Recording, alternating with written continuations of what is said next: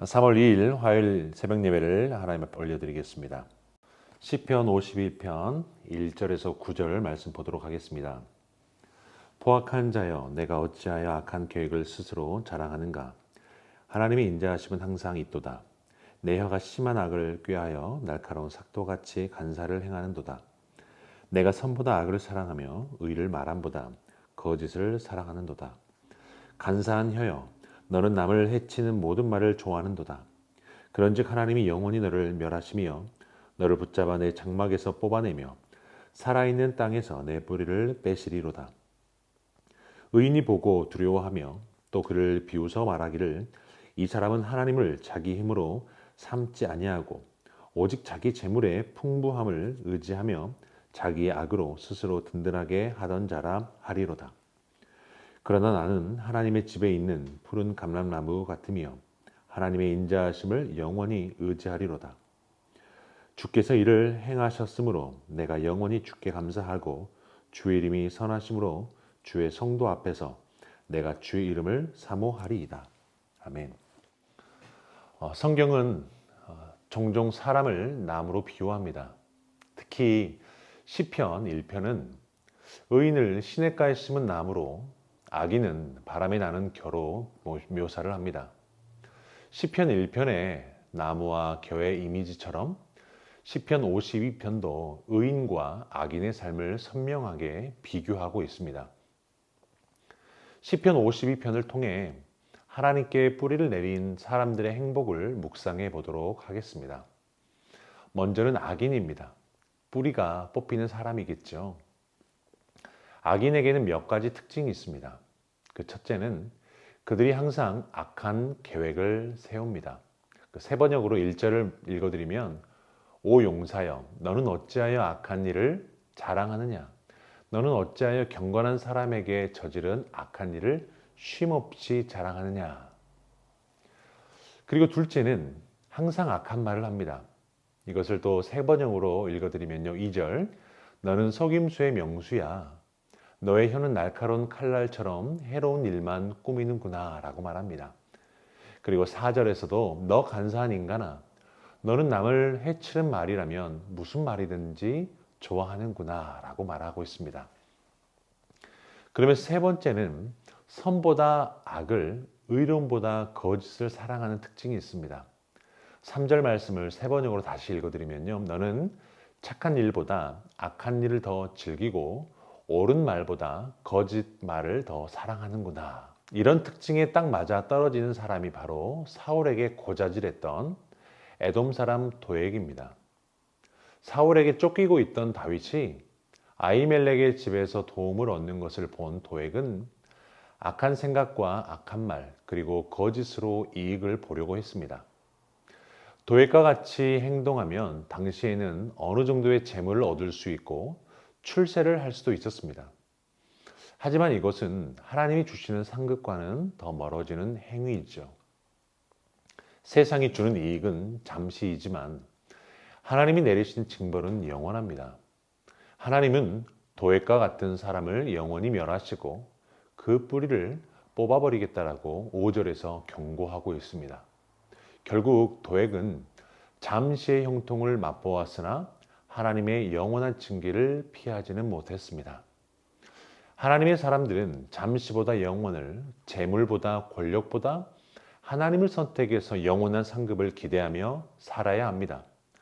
하나님이 뽑아버린 나무는 불쏘시개로 쓰일 뿐 어떤 열매도 거두지 못하는 것이죠. 두 번째 이제 의인입니다. 하나님께 뿌리를 내리는 그 사람이란 말인데 악인과는 다른 형식으로 세상을 살아가는 사람들입니다. 성경은 그 사람들을 의인이라고 칭하는데 의인들도 살아가는 방식이 있겠죠. 첫 번째는 하나님을 두려워하며 사는 자들입니다. 6절 말씀 보면 의인이 보고 두려워하며 또 그를 비웃어 말하기를 하나님이 악인을 뿌리를 뽑아 버리시는 것을 보며 즐거워하지 않고 오히려 두려움으로 자신을 돌아보면서 살아가는 사람이 의인입니다. 두 번째 특징은요. 하나님을 힘입어 살아가는 것입니다. 7절 말씀 보니까 이 사람은 하나님을 자기 힘으로 삼지 아니하고 오직 자기의 재물의 풍부함을 의지하며 자기의 악으로 스스로 든든하게 하던 자라 하리로다. 자신의 의지와 능력을 과대평가하지 않고 겸손하게 하나님을 의지합니다. 하나님이 이런 사람들을 사랑하시고 복을 내리시는 것은 당연한 일이 아닐까요? 시인은 이런 의인들을 푸른 감람나무라고 묘사를 합니다. 감람나무, 즉 올리브나무는 열매와 기름으로 하나님과 사람들을 유익하게 하는 나무입니다. 형통과 번영을 상징하는 나무이기도 하지요. 하나님이 의인들의 삶을 풍요롭게 하실 것입니다. 그러므로 진정한 복을 원한다면 하나님께 뿌리를 내려야 합니다. 복에 부스러기를 찾으려 세상을 기웃거리지 말고 복의 근원이신 하나님께 뿌리를 내리며 하나님이 주시는 진액을 받아 먹어야 합니다. 시편 1편에서 말하듯이 하나님의 말씀을 주야로 묵상하는 복 있는 사람이 되어야 합니다. 말씀의 시냇가에 깊이 뿌리를 내리고 하나님의 인자하심과 선하심을 날마다 맛보는 것이 진정한 형통의 비결이며 진짜 행복임을 알아야 합니다. 악인과 의인의 결말이 이렇게 다른 까닭은 뿌리를 내린 장소의 차이입니다. 재물과 권력의 뿌리를 내린 사람은 그 뿌리가 송두리째 뽑혀버리고 하나님께 뿌리를 내린 사람은 푸른 감람나무처럼 열매 맺는 삶을 살게 됩니다. 우리는 결국 어떤 잠시를 선택하며 살아가게 됩니다. 악인이 성공할까요? 악인은 성공할 수 있습니다. 악인은 성공하지만 그러나 잠시의 성공입니다. 그러면 의인이 고통을 당할까요? 의인도 고통을 당합니다. 고통 안 당하고 억울한 일 안 당하면 좋겠지만 의인도 고통을 당합니다. 하지만 잠시입니다.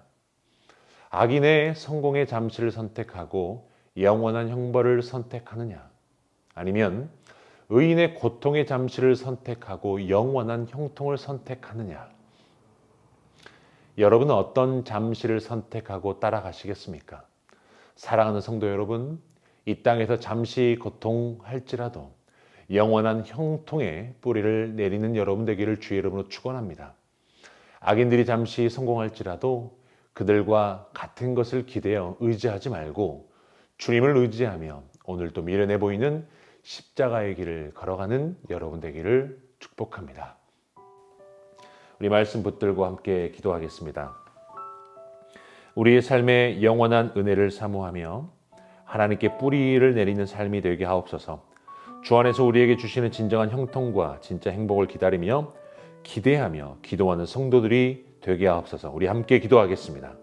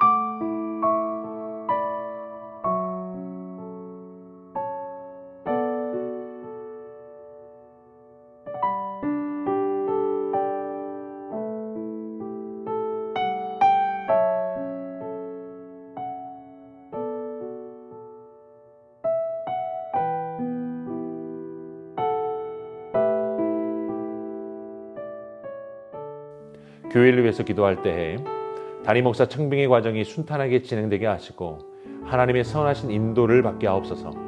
다음 세대 겨울 성경학교 기도회까지 잘 맞춰지게 하시고 대학 청년부 수련회가 은혜 가운데 진행되게 하옵소서. 함께 기도하겠습니다.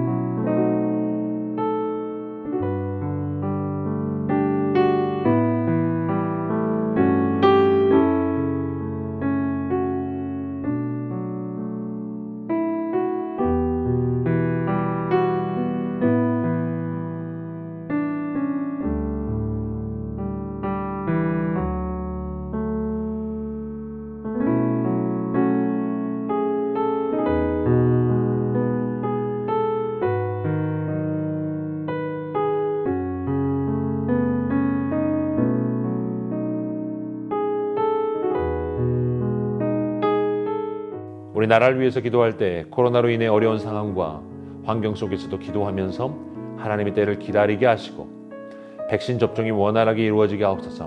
한국교회가 주님 앞에 신실하고 정결하게 세워가게 하시고 교회의 본질을 잘 다듬어가게 하옵소서. 우리 합심으로 기도하겠습니다.